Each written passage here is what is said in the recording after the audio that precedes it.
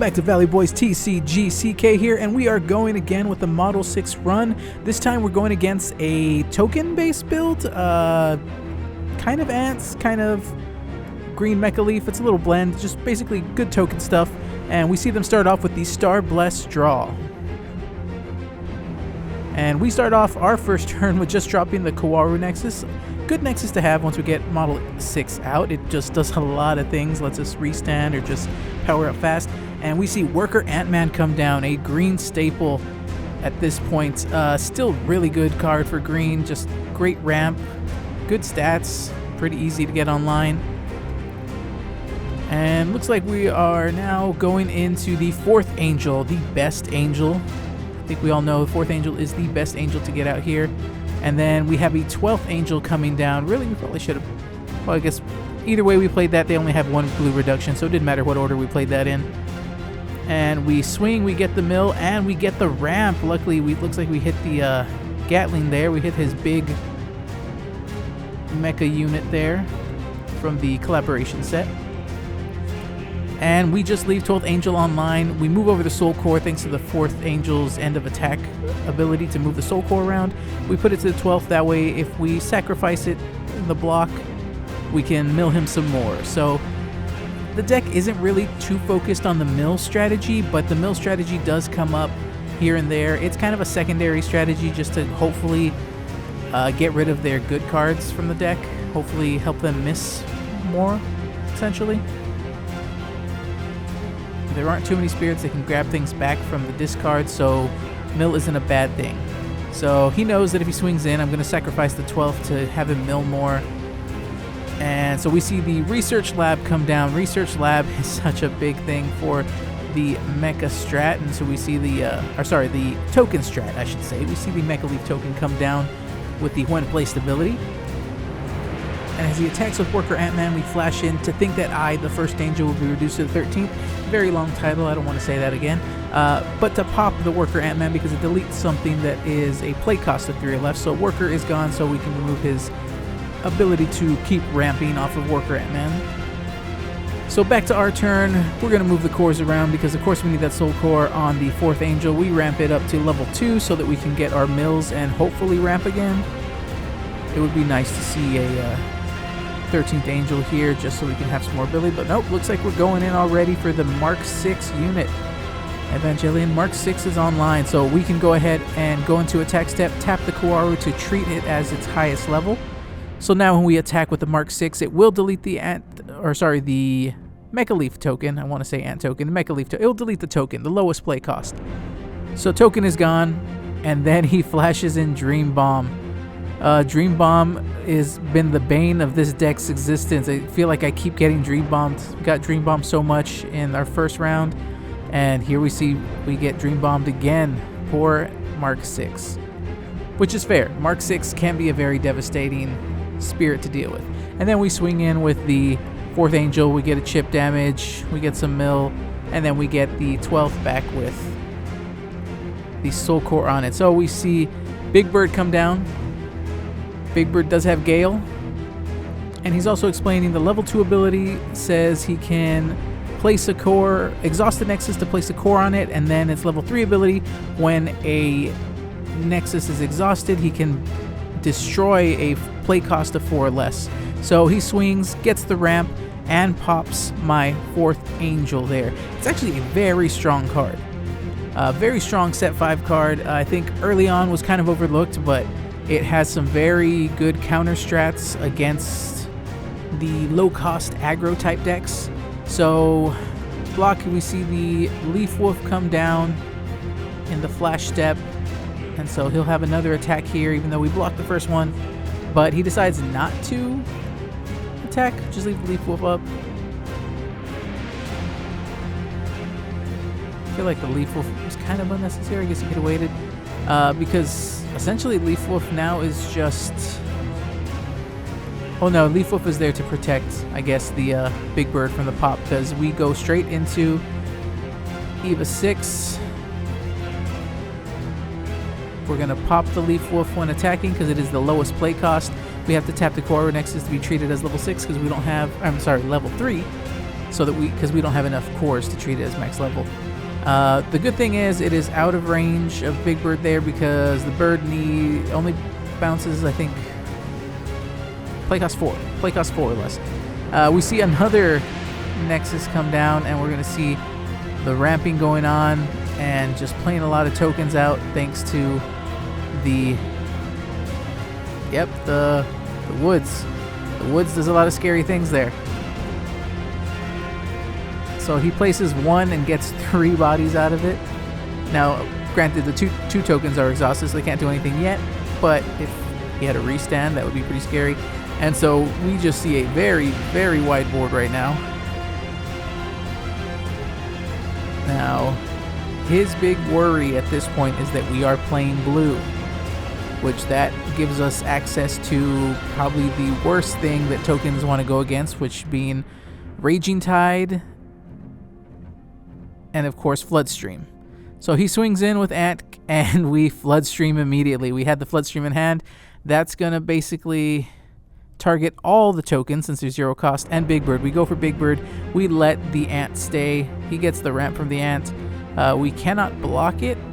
We're just waiting for him to use his Flash Step to see if we have another Flash, although it doesn't look like we have enough cores to do another Flash. And next attack phase, we can just pop the Ant when we attack. So you can see that the Model 6 has some good stuff, and he uses the fact that we've cleared him to be able to get the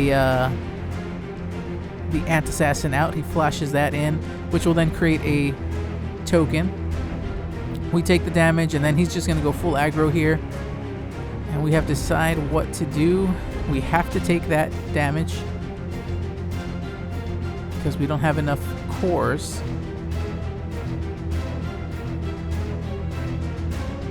And he goes ahead and swings in with the other ants.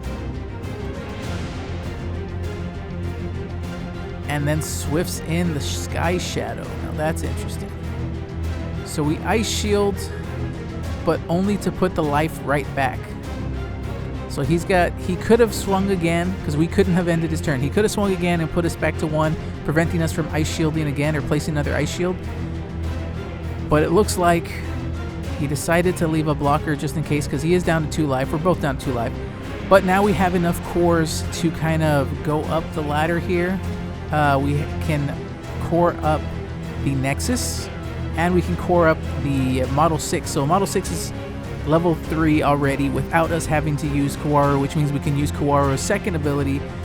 When we attack with Model 6, we tap the Kawaru to refresh. So basically get a double attacker and a double pop out of this. Now we're going to pay and get a second Kawaru Nexus out now and have it at level 2 also. So right now we are going to pop 3 and swing 3 times. First one's going to pop a token, restand. He has the ability to block. Of course, he's going to block there. No flash. Then we swing again. We target the Ant-Man and we unsuspend, or refresh I should say, take the token. And now we'll destroy the last one. He did not have any sort of removal. We did have another Floodstream in hand if we wanted to go that route. But yeah, you can see the beautiful combo. When you get your Nexus out, Model 6 can just do some really big damage. I mean, having 2 Nexuses at level 2, being able to swing 3 times and pop 3 bodies it's pretty nuts. And here we go for game 2, and I'm showing him I have 2 of the Mermaid and 2 of the Ice Shield. So that was a horrible start in hand. I mean, Ice Shield is nice, but I was going first this game, and Lyrica does nothing going first. And yeah, I could have tried to see what I drew next, but really, Lyrica, you want to see her early on to set up your Kawarus. That's why she's in there. Oh no, we're going second. Even if we went second, Lyrica wouldn't have worked. So that's why we just decided to mulligan. And it's not the greatest. He had a good start by having a Star Blessed, but I think he also has the issue of his hand is kind of bricky. If I recall right, this game was kind of bricky for both of us. We just had setup cards. So I hit the Strong Draw to counter, or to answer his Star Blessed. I answer it with Strong Draw. And we're both just looking for pieces. I think we have like just bodies that are too big. We don't have much to play, so we get rid of 2 Angel cards from hand, and then we just pass turn. We don't have another Ice Shield to place or anything, and he plays a second Star Blessed draw to follow up. So that's why we were both kind of laughing that I think we're both in the kind of bricky situation where we don't know what we want to play yet. And so he just Star Blessed and pass, and then do we finally have a spirit to play? That is the question. No, I think we have a Nexus. Yep, we just dropped the Kawaru. It came, you know, playing it early paid off for us. So we got to get it set up early. It would have been nice to see the Lyrica here. And he gets Worker Ant-Man and gets his damage and ramp going.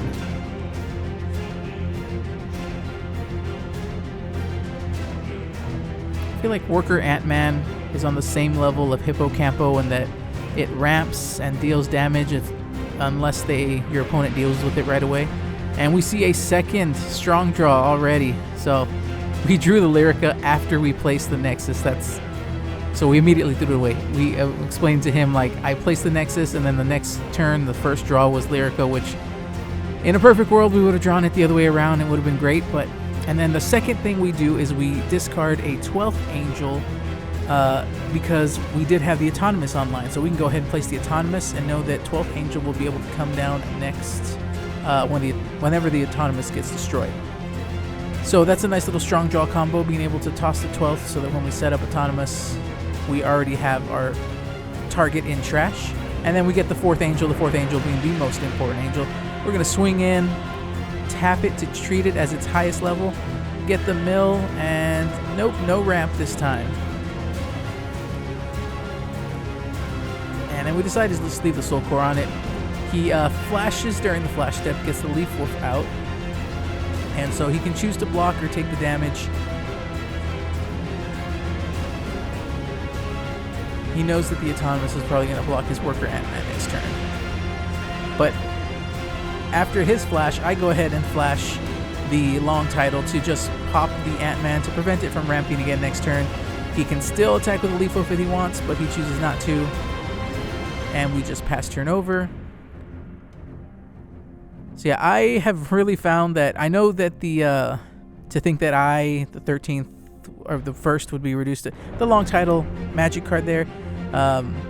It is great to recycle the Angels to get one out for free with the burst effect, but I have been using it as a removal, and I'm really enjoying it against these kind of low-cost aggro decks.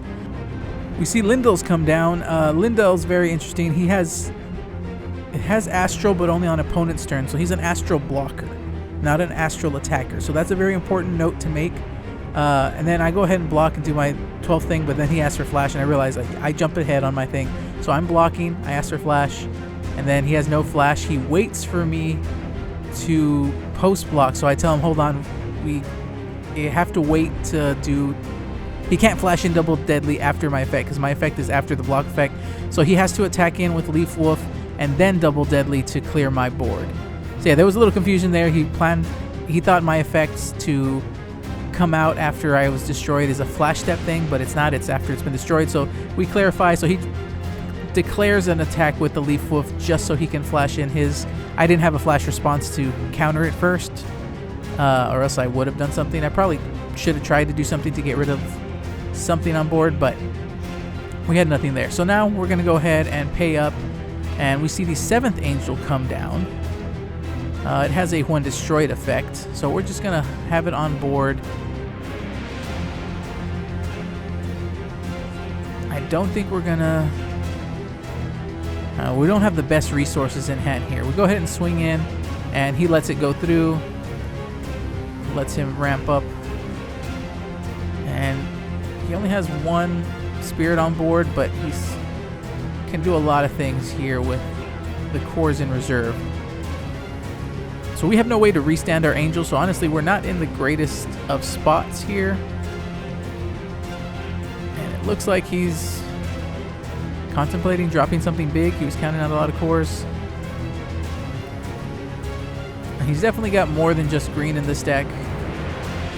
He's giving himself options. And yep, we see the Elephant come down. Mecha Beast Fortress Nomengard is out. So that was something unexpected. That's a very big boy.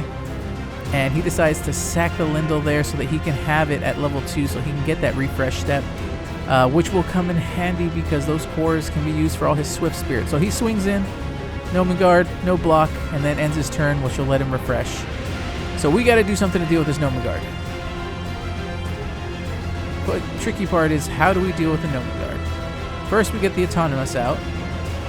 It'll let us cycle back the 12th that's in trash. Then we get out the Mark 6 already. Now, we go ahead and get the cores off of the Mark 6. I'm sorry, out of the 7th Angel. We don't need it anymore. We swing with the Mark 6. We use its ability to pop the lowest play cost, and then we did put the core Nexus at level 2, so we'll be able to refresh and attack again if we want.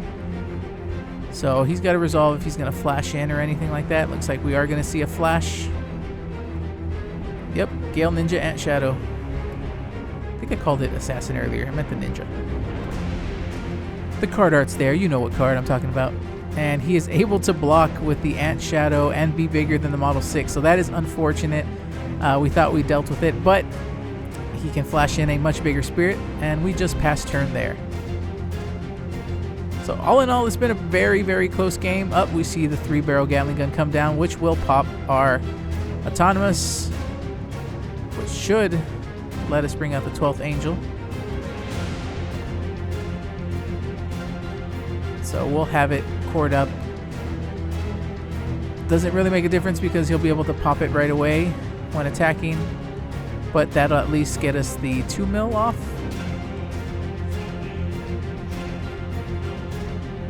And we proc the Ice Shield. We have exactly 4 in reserve to proc the Ice Shield there to prevent him from going from gate. So we get the 13th Angel out. And then I think we're hurting for pieces. Oh, looks like we just pass.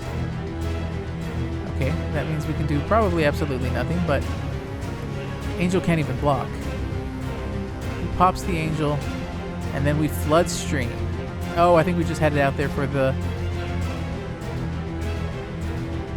Flood Stream to pop the token, and then here he brings in the Ant Shadow again during the flash step, so now he will be able to go for game. So we just scoop there because he has enough attacks. We have no way to stop him, and we don't let him. We don't force him to go through the steps. We know it's over. We concede that one. So here we are to game 3, and we start off with a very nice setup for blue on our end, which is the 13th Angel, which will be our ramp piece, and the Lilith is out. Lilith is going to be good when we get our 4th Angel, because that's really the main Angel we play in this. And we see Worker Ant-Man again. Worker Ant-Man does not go away.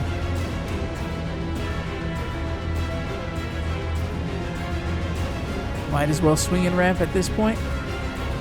Goes in, no flash. We just take the damage, and he gets the ramp. All right, so follow up 4th Angel. Called it. 4th Angel is out. We're going to core it up a bit. And now we can go ahead and swing in, mill the top 3 of his deck. We do see the big tree, so we'll be able to ramp from the Angel and ramp from the 4th Angel and ramp because of the 13th Angel. So double ramp is very, very nice. Good setup here. We have the hand coming in talking about the beautiful Union Arena map and where it came from. Union Arena, a game that I'm not sure if I'm going to get into. I'm already in 2 Bandai games. I don't know if I can invest that much. Bandai makes some questionable moves sometimes.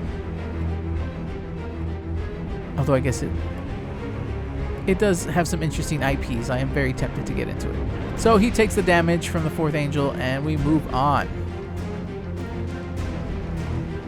It is their turn. We are matched at 4 and 4. He got 1.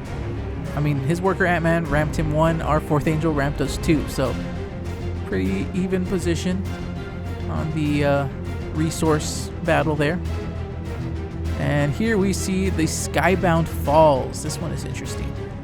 This one actually provides some good card draw for green. Green early on struggled from having the card draw issue. Skybound Falls level 2 ability to draw a card whenever your life is reduced by an opponent's spirit that doesn't have Astral is pretty universal. So he swings in with Ant-Man, and I think he forgot that we are level 3 now at 6k because of the core ramp. So we're able to tap the Lilith and get the block in. And it's just one of those things that he overlooked that we got the ramp, or just forgot that how big we were, or that Lilith was on board. I'm not sure what it was, but yeah. Or maybe he just wanted the ramp. I'm not sure what he was going through his mind. That's just my assumption. But the ramp isn't a bad thing to have because, again, he's got a lot of swift spirits.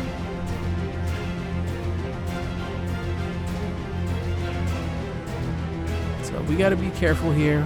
Looks like we're going to pay 1 for the strong draw. Let's see if we can set up what we want. Double checking our bursts.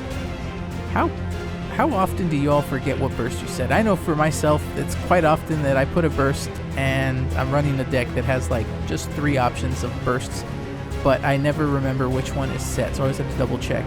Unless I'm absolutely certain it's an ice shield, but sometimes I set something else and that's usually when I'm looking. So we don't get the ramp from the 4th angel, but we do get the ramp from the 13th because as long as we milled from the deck, we get to ramp 1, so we do get some form of rampage.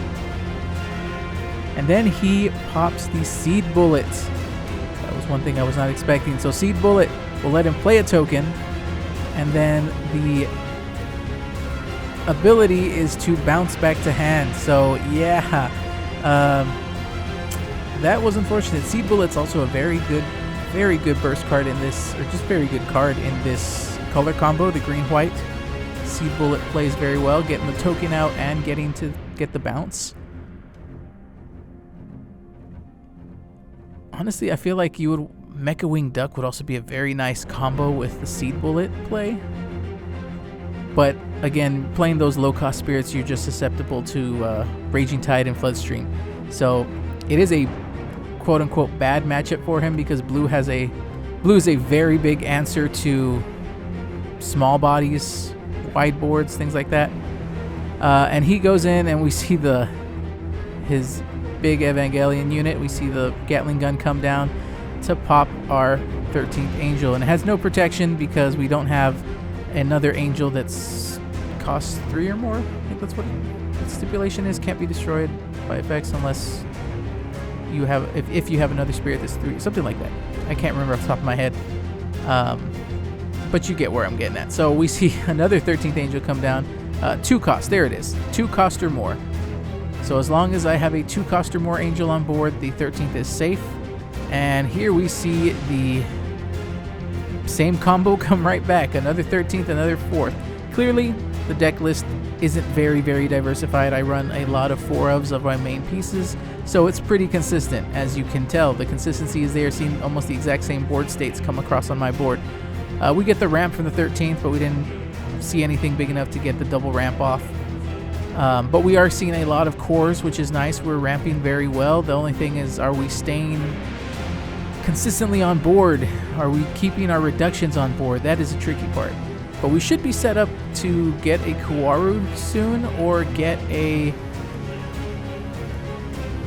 Oh, and we sack our 13th to be able to pop his token. Okay, doing some damage here. We play our favorite angel removal, it seems like, because it deals with the little bodies.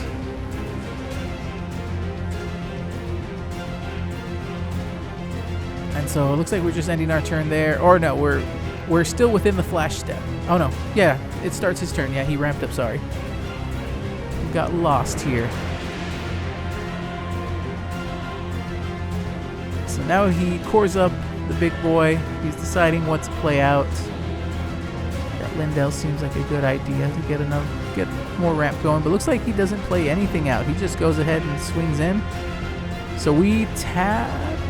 Yeah, we will go ahead and tap Lilith to restand the angel. But I don't think we block. I think, yep, we just let it go through, and then we absolute ice shield because we have enough cores, and we just kind of bypass the core pay because we have the assumption that we're going to take the 1 from reserve and the 3 from the 4th angel, and then pass turn and put them right back in place. So it all balances out. We shortcut the ice shield, but we did have enough cores to not sacrifice anything. And now we see another 4th angel come down. Looks like we're missing our model 6. I thought we would play it down now. And now a 12th angel comes down. And so here we can kind of do the waterfall method. We swing with 1, we pass the core, so we mill 3, no ramp. And then he brings in the 4 and 1 state, which, yep, he taps down the other 4th angel, so we can't do our waterfall play with the soul core bouncing it around. and then he blocks, it pops. So the tricky part here is we hit time and we're already going into turns. And so he knows that if I have an ice shield, it's pretty much game over. So he asked me straight up, do you have an ice shield set? Because I'm going to chip him down to 1 life. He has no way to block it. And then check, if I have the ice shield, that's basically GG's because he can't reduce my life. I'll end his turn. And that's how we win the in time, luckily just by the hair. So hope you guys enjoyed the gameplay. Hope you guys come back next time.